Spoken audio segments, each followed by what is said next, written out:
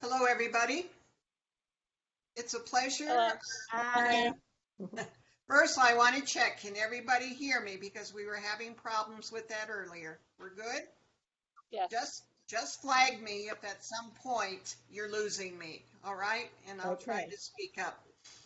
Um, as far as a way of introducing myself to you, obviously my name is Carolyn Jaworski, and my background in Mercy Education was a principal principal and a teacher for 43 years at Mercy High School in Omaha. The last 25 of those years were as principal, and I've been retired now for 4 years.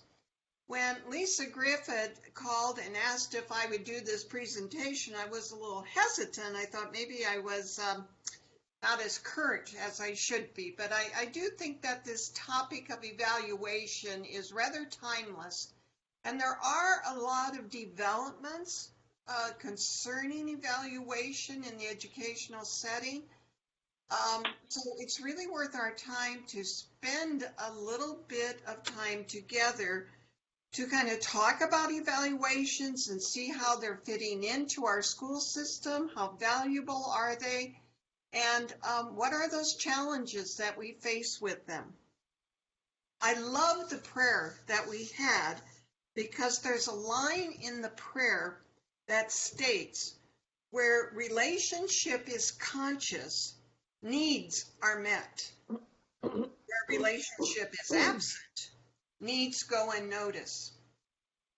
And I think that really sums up evaluation in a nutshell, because evaluation of school personnel is all about supervisors, whoever they may be and at whatever level, supervisors establishing a relationship with those they are supervising. And when that relationship is there, great things happen and needs can be met. If that relationship through evaluation is not there, then we're running a risk of not meeting a lot of needs out there. So it's really important that we take time to try to ask ourselves, how is our evaluation system working? Lisa also asked me in that original phone conversation, I said, well, do you want this talk to center on just teacher evaluation, principal evaluation, exactly what? And she said she really would like it to be pretty comprehensive. She used the term 360. So during our conversation tonight, we're going to be talking quite a bit, obviously, about teacher evaluation, but we also want to talk about other people in the school that also need to be evaluated. Those being assistant principals, specialists such as librarians, counselors, nurses, guidance counselors. Certainly principals need to be evaluated. School presidents need to be evaluated. Boards need to be evaluated. And support staff, be they coaches, be they secretary, be they maintenance, those people need to be evaluated. The why is pretty simple. If you don't, when you're losing an opportunity to form better relationships. But even beyond that, it goes to saying that if this school is going to be as good as it can be, then people deserve to have the feedback as to how they fit into that mission of the school and if they're doing things the right way. Now, there really is no right or wrong way of doing evaluations, though literally for the last 20 years, nationally, people have been trying to figure out, how do we get better schools? We have the race to the top. We've had all these federal mandated programs of how do we make schools better? And every single time, all of that research, after all the billions of dollars that have been spent to analyze what makes a good school, it comes down to one thing and one thing only. And it's, do you have good, effective teachers in that building? And then after that, do you have good, effective administrators in that building? And after that, do you have good boards in that building? But you have to keep tracking that hierarchy or that chain, if you will. It's in the classroom.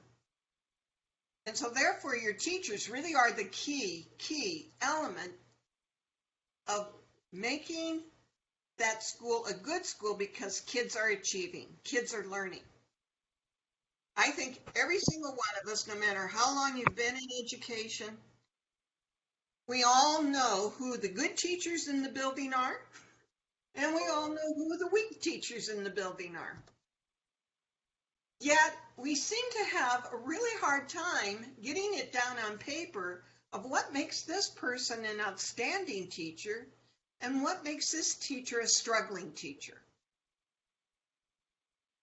And yet in our hearts we know, and the kids know, and the parents know.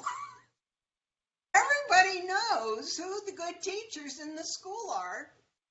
And likewise, they also know, well, I don't really think I want my kid to have that teacher. So everybody has this expectation or this notion of what's good and what isn't. Well, if we're in the position of having to do evaluation and performance appraisals, we better be able to articulate what is it that makes for a good teacher, and what is it that signals that this person over here may need a lot of help. And that has led to the types of evaluations that we create. We have formative evaluations, which are very, very important. And those are basically for teachers, but they could be for specialists, they could be for coaches. But those are the day-to-day things. You're going to go in, do classroom observations, you're going to have conversations, you might be having a pre-observation conference. I would hope you would have a post-observation conference. And you start to formulate a plan about what areas might need improvement based on that observation, and what things were really strong. And people need both of that feedback. So you've got the formative, and that's to help develop the person as a professional teacher or a professional principal or a professional coach. Formative is important, but equally important, and I tend to think in my own bias, I think even more so, is the summative evaluation, where you sit down with people at the end of the year and you characterize on paper, you verbalize on paper and then in person, how has that individual, how has that employee contributed to the overall mission of the school? Formative's going to stick pretty much with their teaching and their classroom, and how they perform in the classroom. Summative is going to be much broader, and it's going to be analyzing them as a team member. It's going to be analyzing them as a true integrated member of the staff, somebody who really understands mission, somebody who really promotes mission, and you can see it happening. Obviously, we want both. We want them to be good in the classroom, and we want them to be good for the overall benefit of the school and the kids. Now, those summatives always happen at the end of the year. I'm here to tell you, if you have something you need to say to an individual that may not be too complimentary, or there's a need that has been identified that you want to talk about in that summative, and it comes as a surprise to that individual at the end of the year, your evaluation system needs some retweaking, because nothing should come as a surprise in a summative. Nothing. Somewhere along the line during the course of the academic year, you have been having conversations with people if there is something that needs attention. And that's hard. You know, nobody likes to have to do that.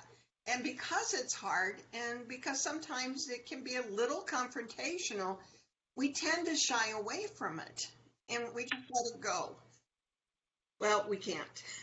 we can't anymore, because with all this focus on teachers and schools today and wanting to have very effective teachers in the classroom, we administrators need to be able to document over and over and over again what's good about this person and what might be missing with this person in their growth.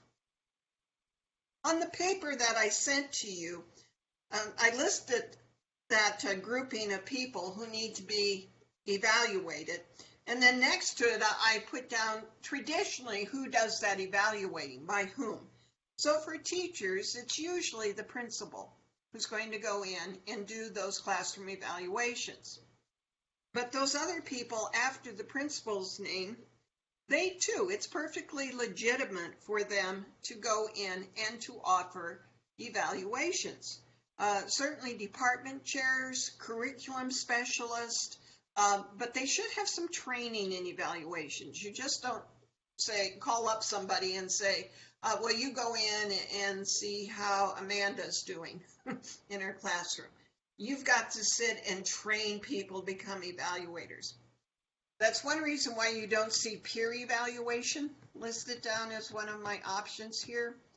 And it's legitimate. I mean, some schools can use peer evaluation very effectively.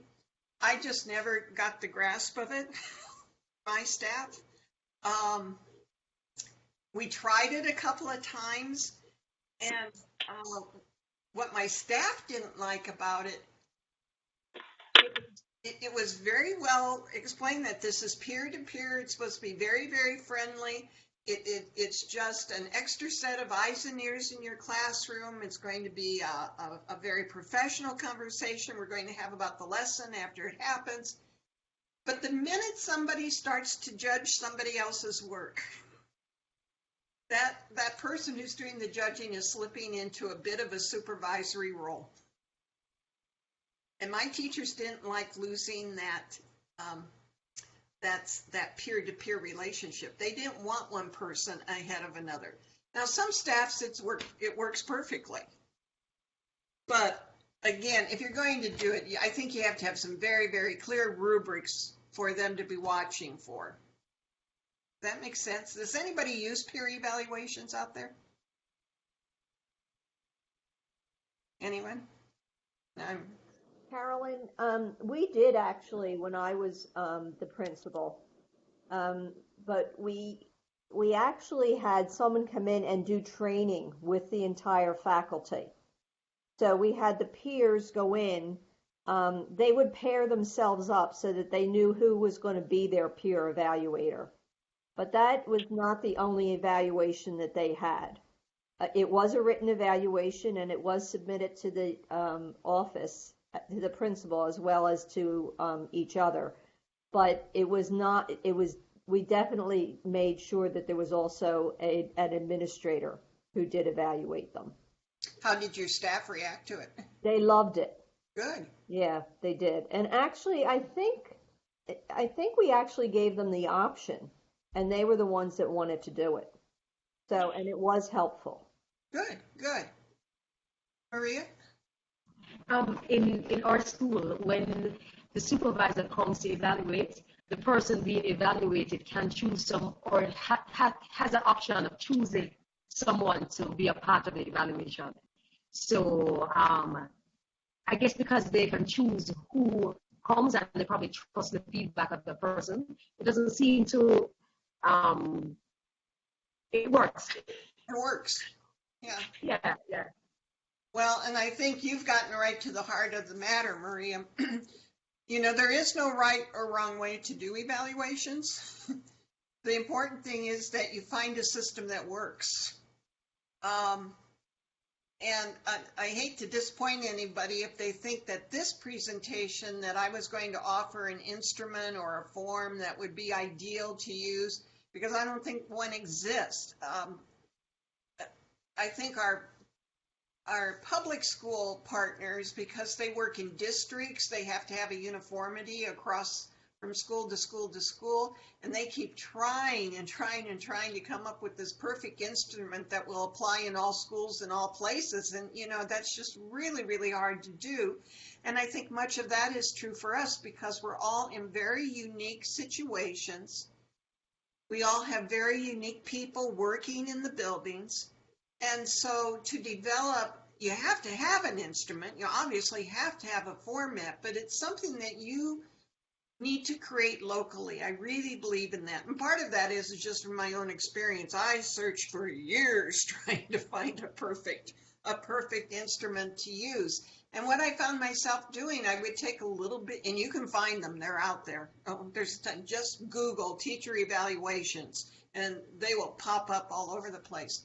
But what those are good for is that can really be helpful in creating a rubric for the evaluation you want to happen locally. There's some really good things that might slip your notice, but seeing it on somebody else's form could bring it to life.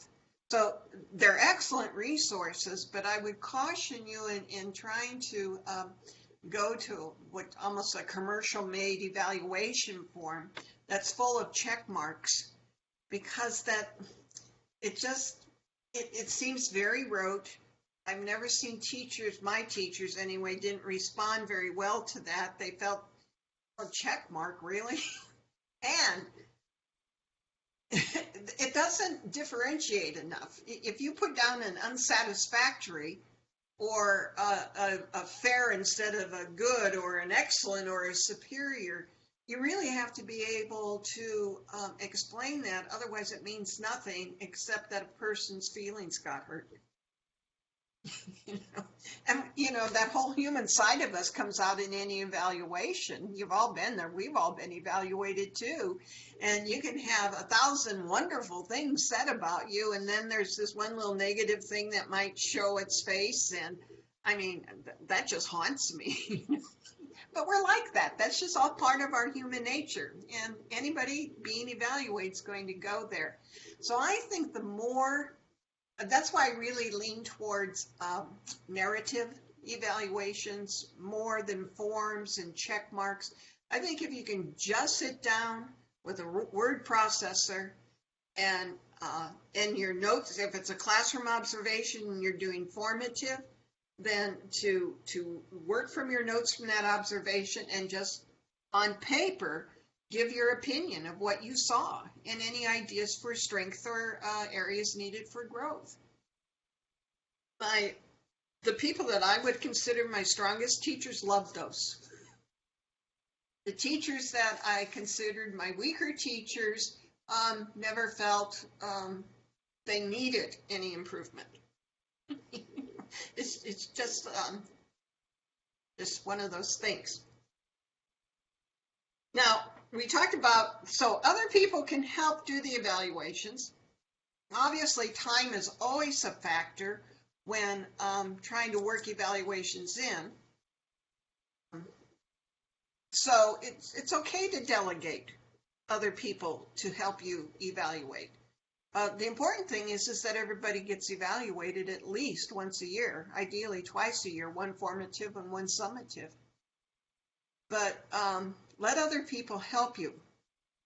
Now, you notice on my paper I have done student evaluation of teachers. Now, that can be tricky, as you all know. But we finally got to a point where it worked pretty well for us.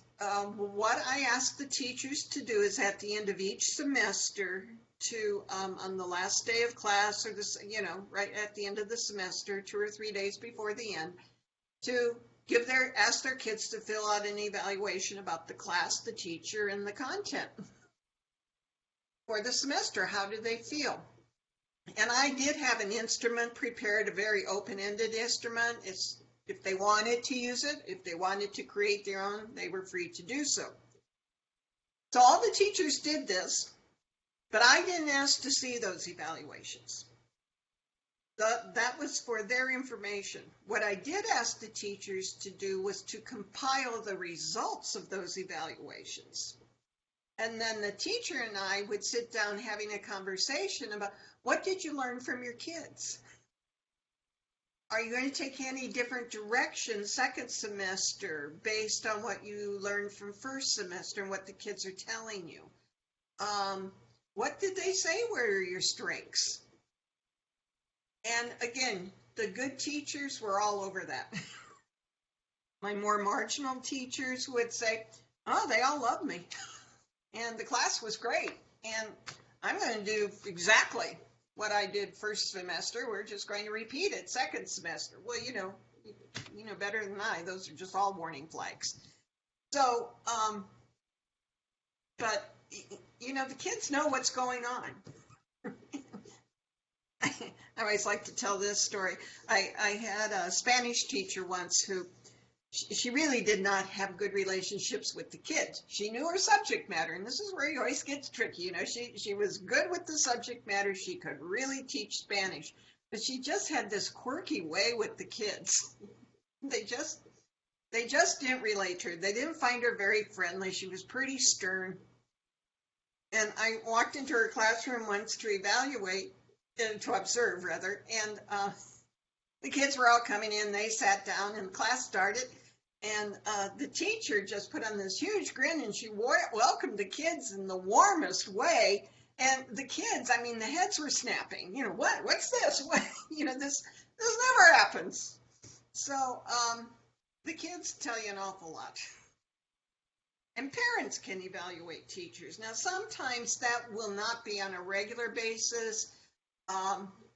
It'll be more like maybe at accreditation time when you're sending out surveys to all kinds of publics about the school, about the education being received.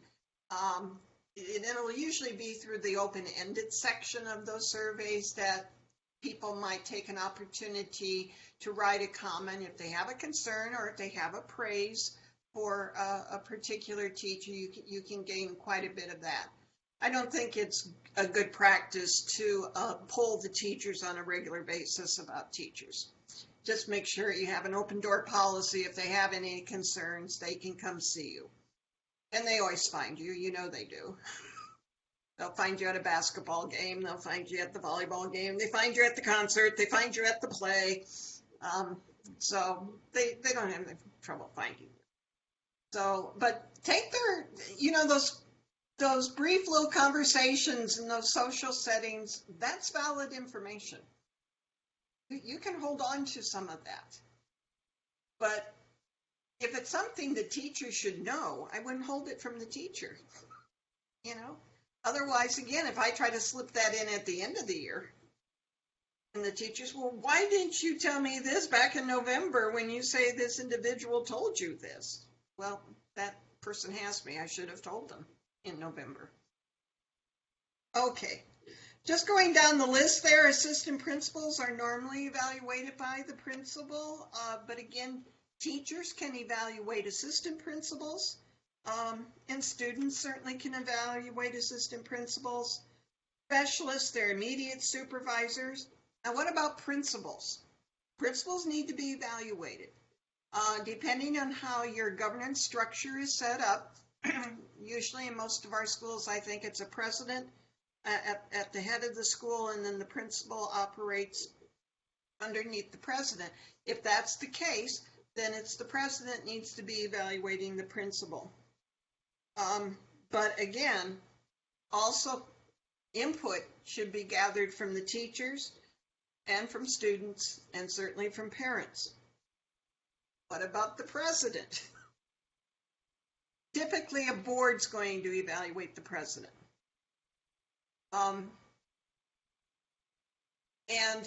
It can also be, and certainly within the rights of the owners of the school, to evaluate the president.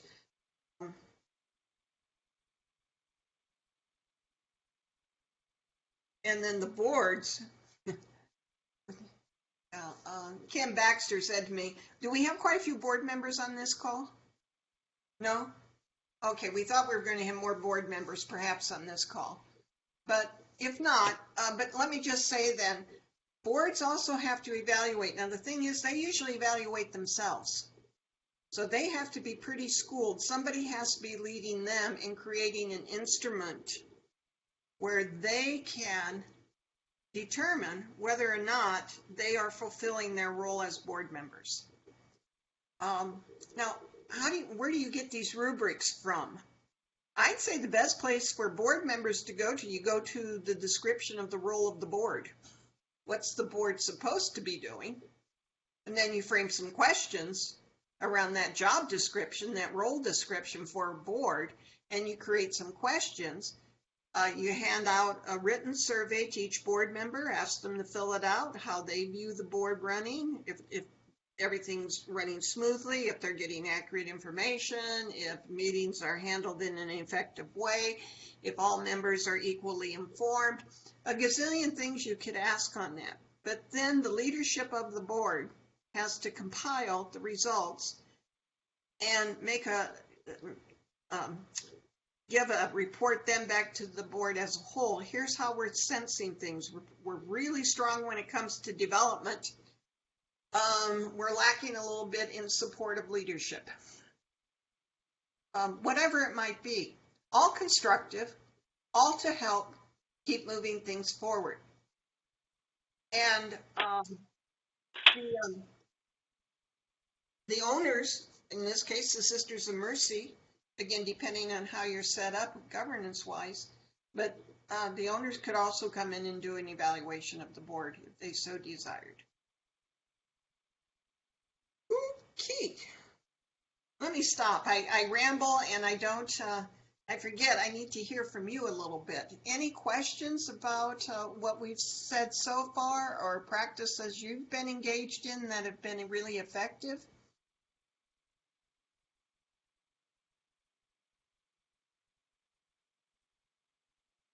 We're good? Sister, I guess one of the things that really struck me, what you said, was that when we're doing the evaluation, we really need to try to tie it also to the mission of the school. And I think perhaps a lot of the times we get very bogged down in teaching, well, I can speak for my situation, because the situation in Jamaica is a little different in the sense that we are, it's partly government, partly sisters. So we work together. They call it a grant-aided school. And so a lot of the input, a lot of the evaluation is tied to the Ministry of Education, the instrument. But perhaps this is a challenge to us to create an instrument for us, not necessarily to send to the government, especially as it relates to the mission of the school, because a lot of the times that's overlooked, So that really just struck me. Oh, thank you. Yeah, it really should be the basis for it. And the mission statements, you know how much time people put in to writing those mission statements. Every word literally is chosen, and it's just froth with meaning. So to take that mission statement apart and say, how does this reflect itself in our classrooms? How does this reflect itself in our in-service? How does this reflect us in our discipline policies? How does, the whole gamut of everything that we do in schools, we try, that mission statement is the umbrella of it all. And so anything coming downward should be coming right out of that mission statement, and certainly evaluations are such. And literally, they also, that mission statement needs to be very much a part of the hiring process. There need to be questions in that interview of the individual being considered for employment about how would they engage in this statement in a classroom. What would I see happening in your classroom to know that you are globally aware? What do I see in your classroom? What do I hear you saying? How do I hear you addressing kids? How are you making your lesson plans? How broad scope is it? That's the guideline. That mission statement is the map for hiring and for evaluation. It really is. And it's true at all those levels, all of those levels. And certainly for a board, certainly for a president, certainly for a principal, all the other staff, support staff, and certainly for the teachers, because they're the ones who are directly contacting those kids and whose little heads we want to open up and just pour that mission statement into.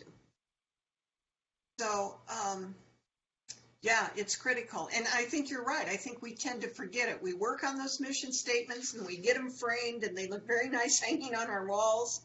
But how often do we go back to them and let them guide us? Those are great words in those statements, and we need to keep coming back to them. That will be what grounds us, really grounds us. Great, thank you. Any other comments or questions at this point?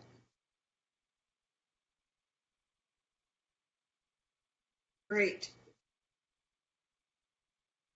So you want to make sure you have excellent rubrics for these evaluations. And you want to make sure that anybody being evaluated has seen those rubrics in advance. This isn't something you just keep in your folder and nobody knows what you're looking for when you come into an observation or have any clue of what you might be writing in a document at the end of the year. They know that your evaluation is going to be focused around a mission statement, and pulled out of that are going to be some very solid rubrics that everybody knows. It's the old saying, you can't hit a target if you don't know what the target is. So you can't be judging somebody and saying, well, you know, you're not really doing what I wanted you to do. And they say, well, I'm not sure what you wanted me to do. So very, very clearly explained. Now, the when, yes. It's Regina. When do you recommend that you give that the person who is going to be evaluated, when should they see that rubric? Should it be at the beginning of the year before they start, or should it be like in your pre-session with them prior to the evaluation? Well, I actually included it in my faculty handbook so that they could see it. I didn't always do it that way. I used to do it at the pre-conference, but I thought this is kind of silly because if I'm saying these are the ideal expectations, I would want them to be hitting that as soon as they hit the ground, not just before they have an evaluation. I would hope this is what they're doing from day one. And that was always the justification I gave to them. And it really did take a lot of angst out of the observations because, you know, that human side of us, everybody gets nervous before somebody else coming in to watch you work. And when they knew what I was watching for, it really did. It took some of the angst out. And I tried my darndest to help them understand I wasn't a big policeman in the sky, that I was just there to help. I am that extra pair of eyes and ears that might be able to see something or hear something they didn't say, or I might catch something in the flow of the lesson plan that it might have been a little more logical perhaps to have started here than start there. You know, whatever those details are, I help, just to help. And I'll tell you the most effective classroom evaluation system I saw at work during my tenure was when I had the teachers do self-evaluations. And I'm kind of thin ice when I was first starting because I wasn't sure how to set it up.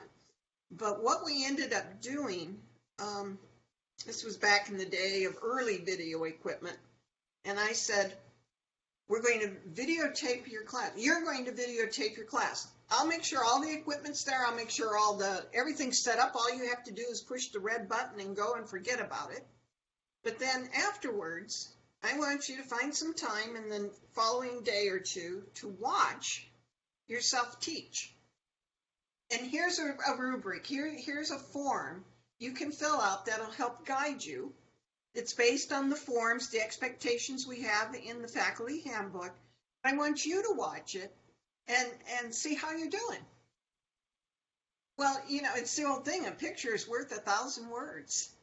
And they loved it. They absolutely loved it. Because it was an unbiased eye looking at their work. And some of them, I had to hold them back. They were being a little harsh on themselves. No, there's a lot of good things here. You got to get over that first initial thing of seeing yourself. It's like on these things, on these cameras here. We have to get over that piece.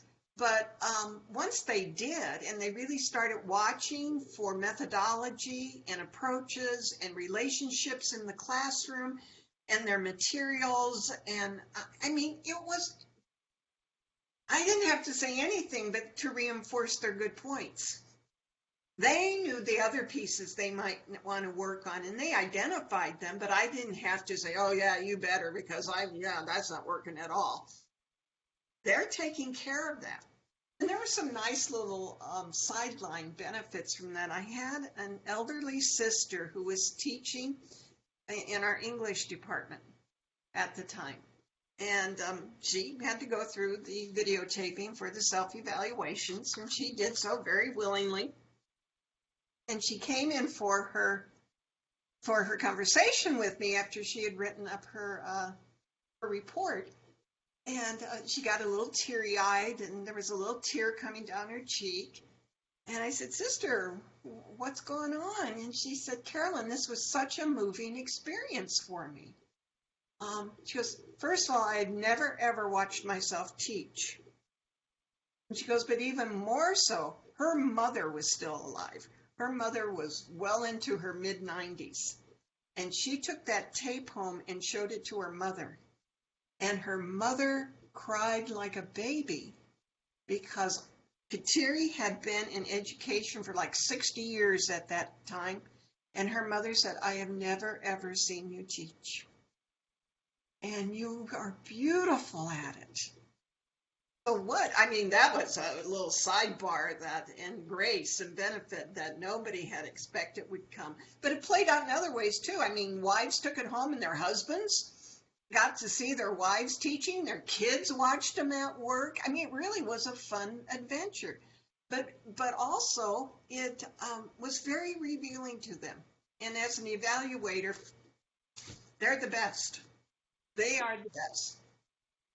So you might try the self-evaluations. You don't always have to have it as a videotape, but it helps because it gives them that arm's length from trying to remember exactly how they did something during the course of the lesson.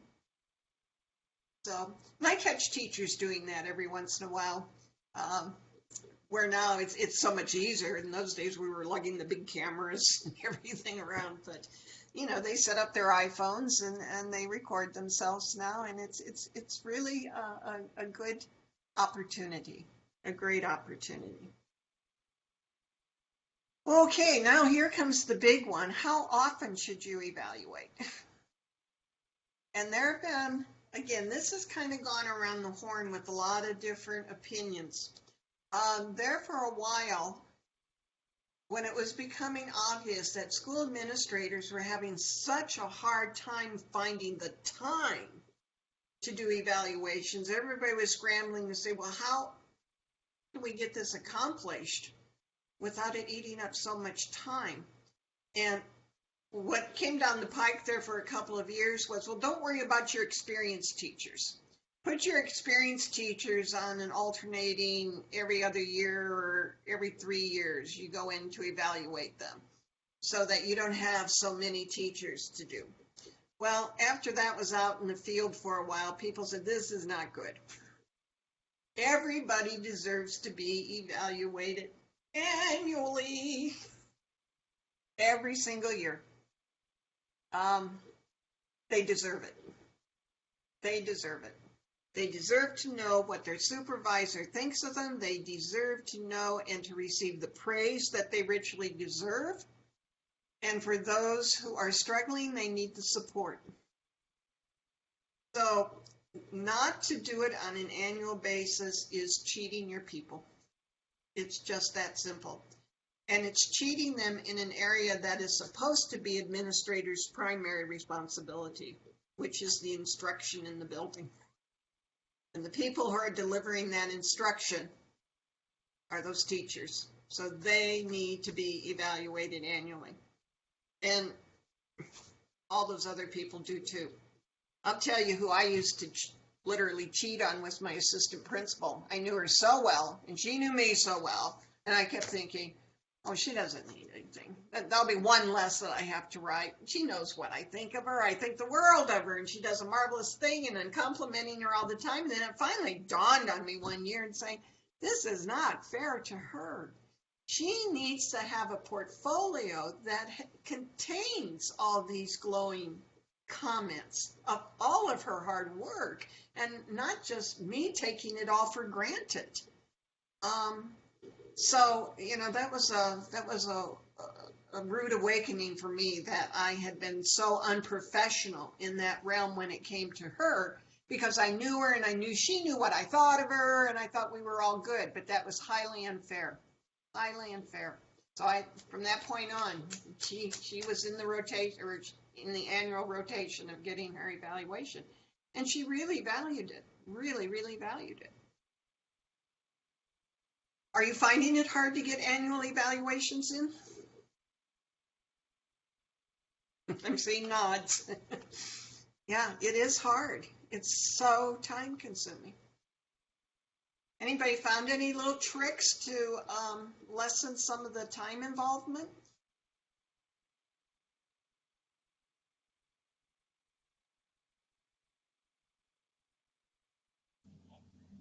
Now, Miss Carolyn, this is Angie from Mount St. Mary in Little Rock.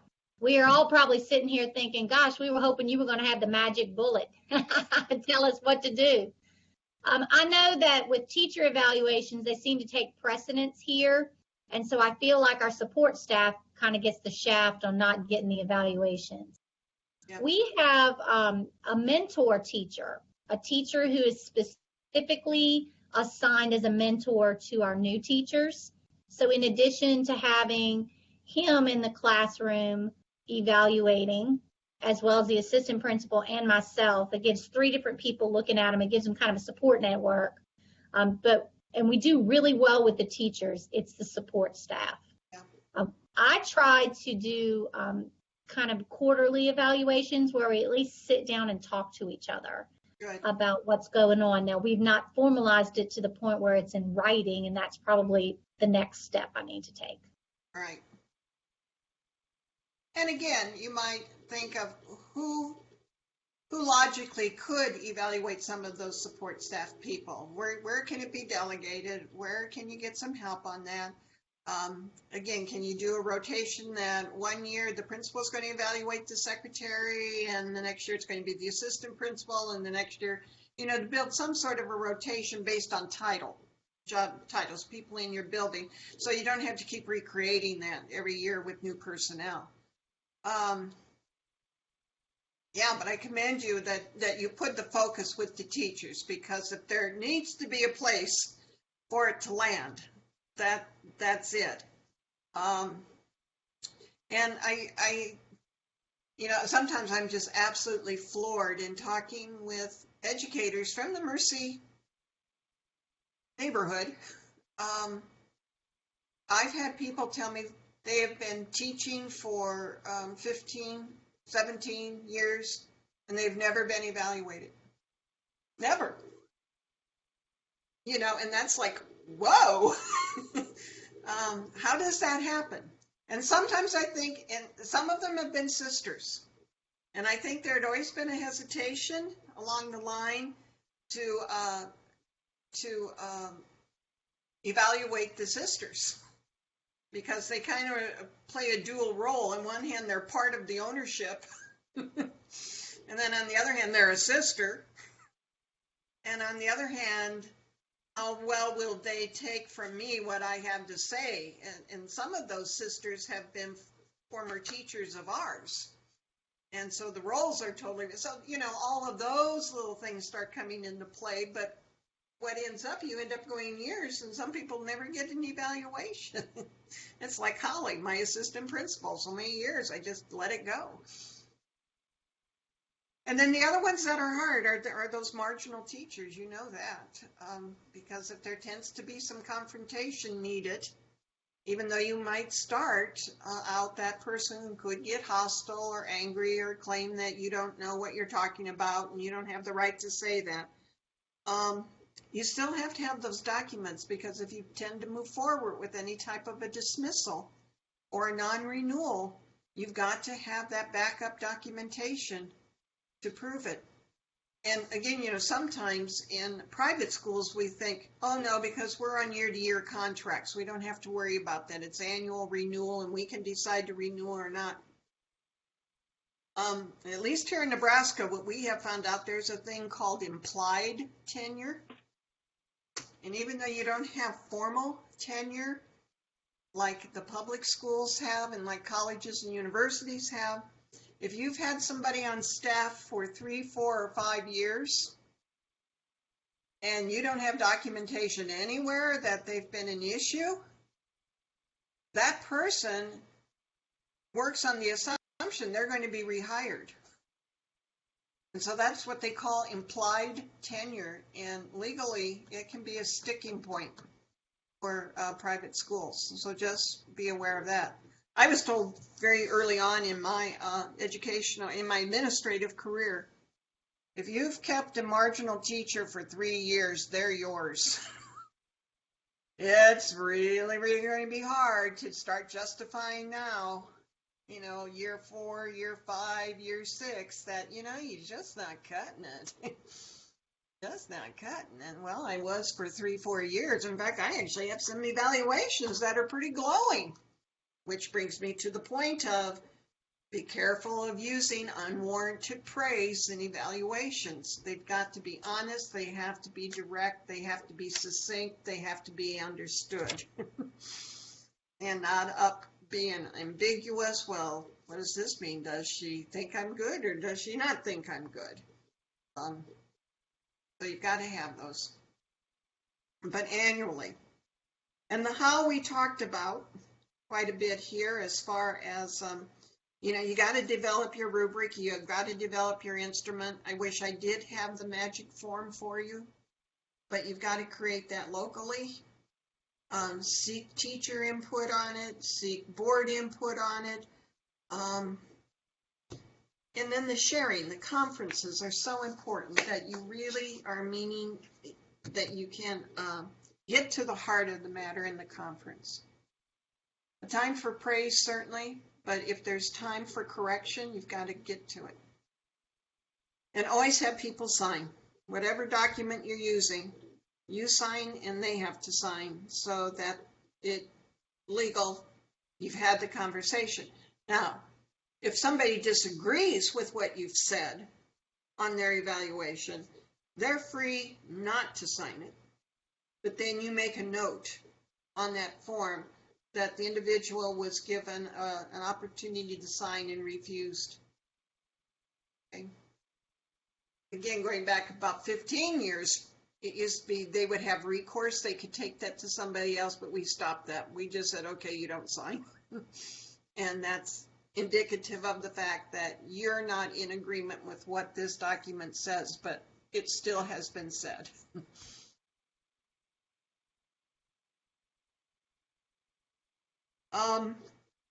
We talked about trying to stay away from too many checkmark forms or just circling like phrases like satisfactory or unsatisfactory or good, fair, or what.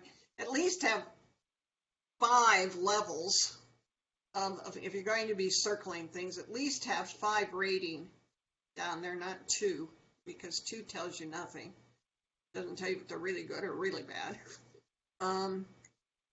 But I'd love to hear from the rest of you that have used rating forms, how well they've worked for you and how your teachers feel about them versus like narratives, open narratives. Anybody have any insights on that they'd like to share?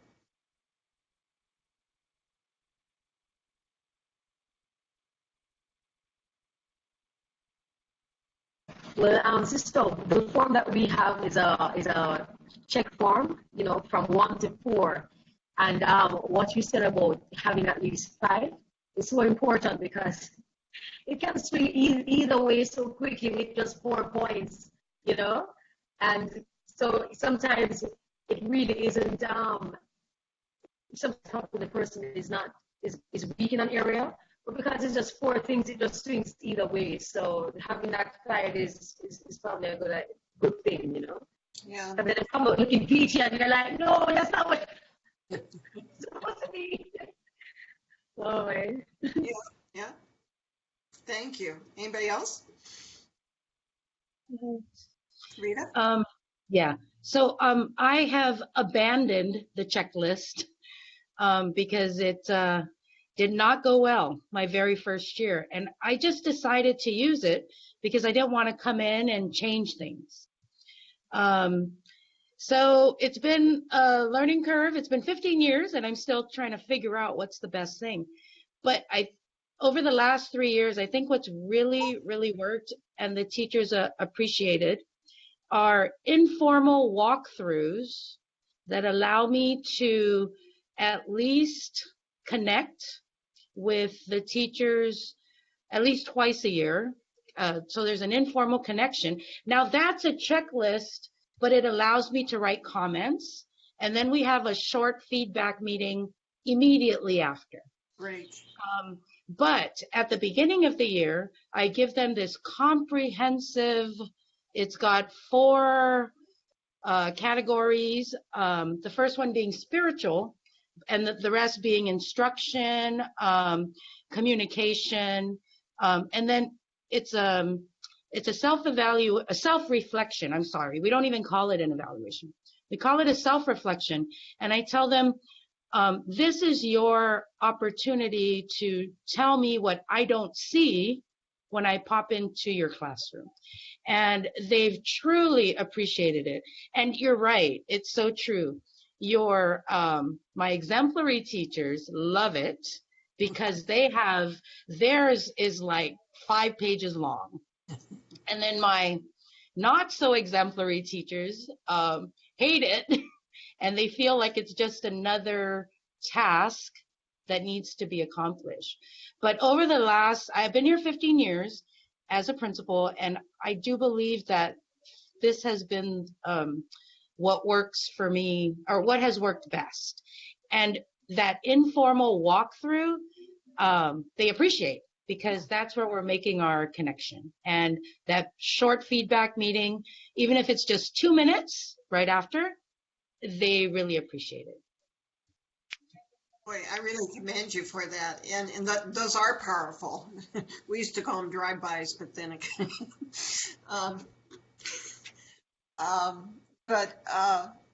And I really commend you that you get the feedback right back to them. That's critical. That is so critical. And sometimes that's hard. Maybe your schedule doesn't match with the teachers if you can't do it right afterwards, but you're trying to get it in at least within the course of the day.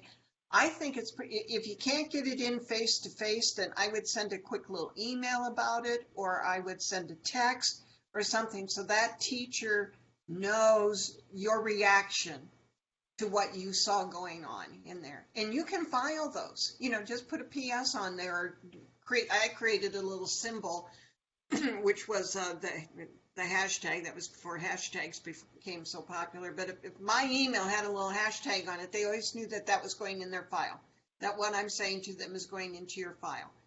And then you're right. They like it because it's not phony. Sometimes when you go into those planned classroom observations, like I said with that one teacher, she seemed so warm and welcoming, but that wasn't the normal routine. But everybody's going to do their best when they know you're coming, and that's good. You want everybody to have that shot. But those spontaneous, those drop-bys are just so great. And even walk-bys are great. That's what would excite me. If I was really having kind of a down day at my desk, all I would have to do is get up and walk the hallways and hope the doors are open and just hear all the good stuff that's going on in those rooms. I mean, it's just so powerful and it's uplifting. And then I would just share an email with the whole staff and say, I just had the best experience. I was walking down second floor hall and this is what I heard going on. Congratulations, you guys are the best. and boy, that stuff goes a long way to those teachers are, grinding it away hour after hour in those classrooms. So, yeah.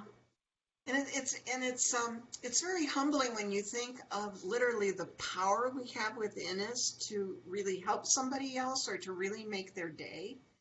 And we've got to make sure we use that often to make people's day, especially our teachers, they need to have good days. Other comments at this point? I feel like I'm rattling through here. Somebody opened. Oh yeah, I just wanted to add, when you talked about, I think it was when Regina asked when the best time to give an evaluation is, and coming from the teacher's point of view, I think if we're given that evaluation, not just in our, it's great to have it in our handbook, but also to formally go over it before the school year starts is very helpful in that it helps us to plan, what our semester or our quarter is going to look like. And then that way it's again, not a surprise, it's natural and it's expected to when the actual evaluation comes in. And I think that's definitely something that, we as teachers want to receive. And it's the same thing in terms of the students when we expect to give them a test, to give them an overall view of what to expect, and then that way when they take the test, it's not a surprise. So I think it's pretty much the same thing as coming from the teacher's point of view also. Absolutely. So I just wanted to throw that one in there. Point well received. Thank you. Anyone else?